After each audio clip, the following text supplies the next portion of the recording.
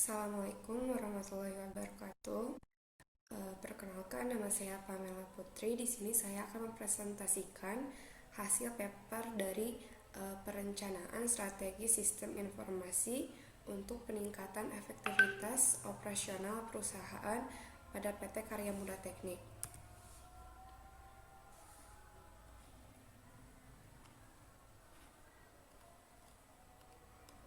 Yang pertama adalah latar belakangnya.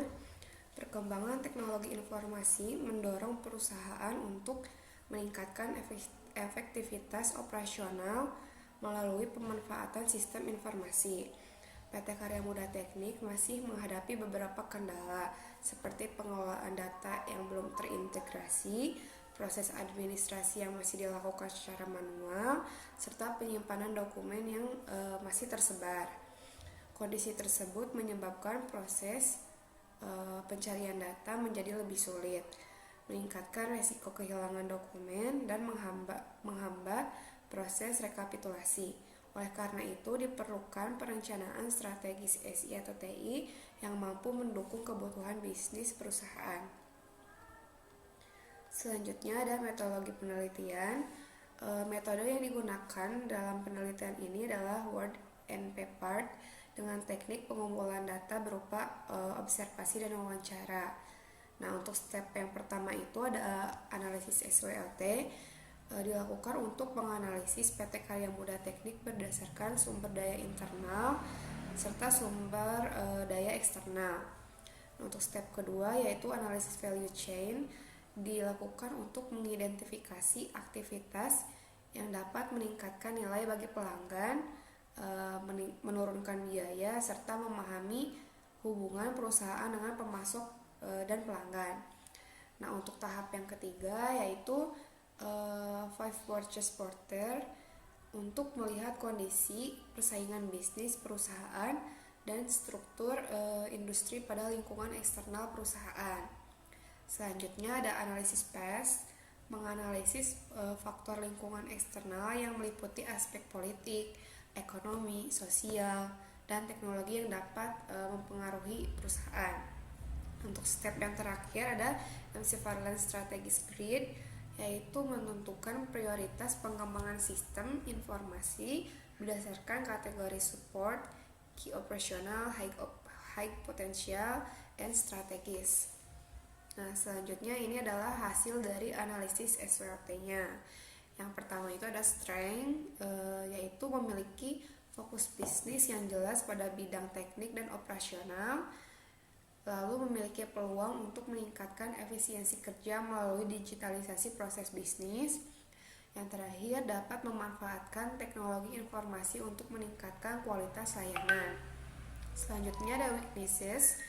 Yang pertama yaitu belum adanya perencanaan strategis SITI yang terstruktur, potensi terjadinya pengelolaan data yang tidak terintegrasi.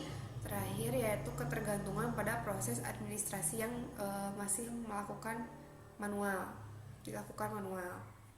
Selanjutnya ada opportunities, yaitu perkembangan teknologi mendukung efisiensi operasional, tersedianya platform digital yang fleksibel, dan transformasi digital meningkatkan daya saing perusahaan.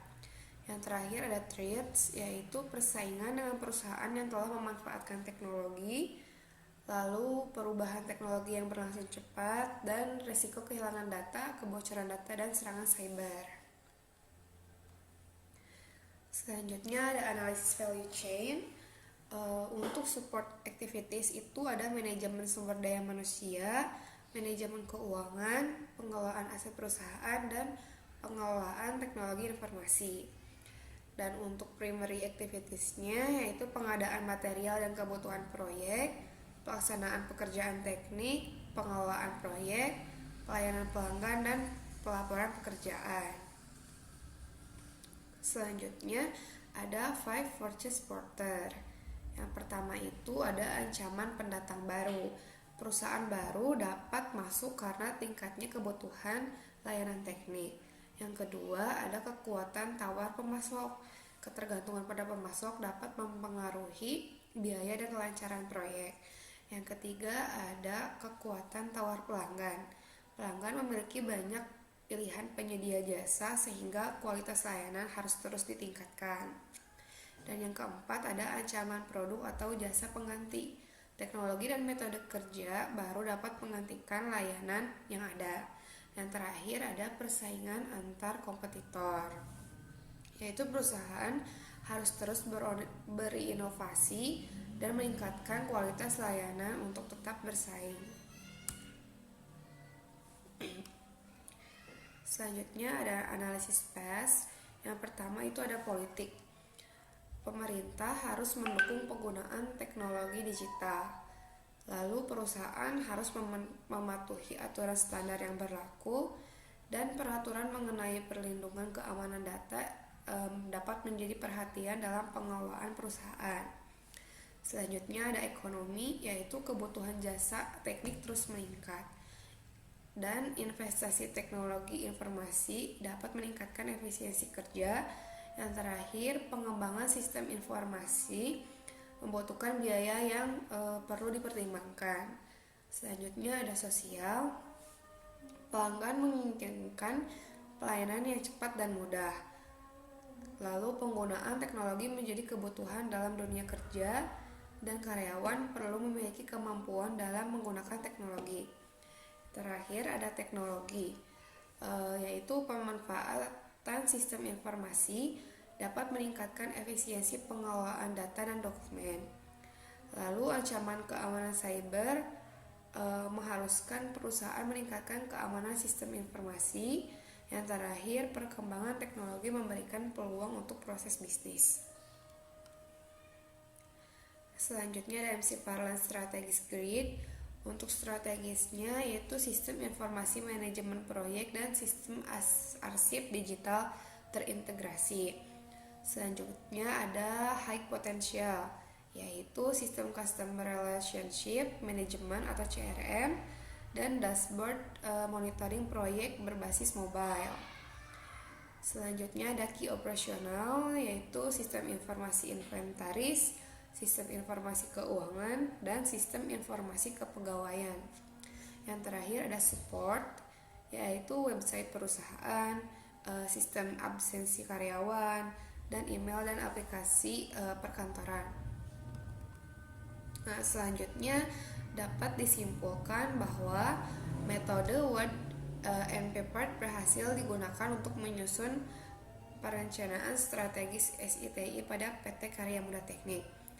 Lalu analisis SWOT, value chain, Porter's 5 Forces, PES, dan MC Parlan Strategis Grid memberikan gambaran kondisi internal dan eksternal perusahaan.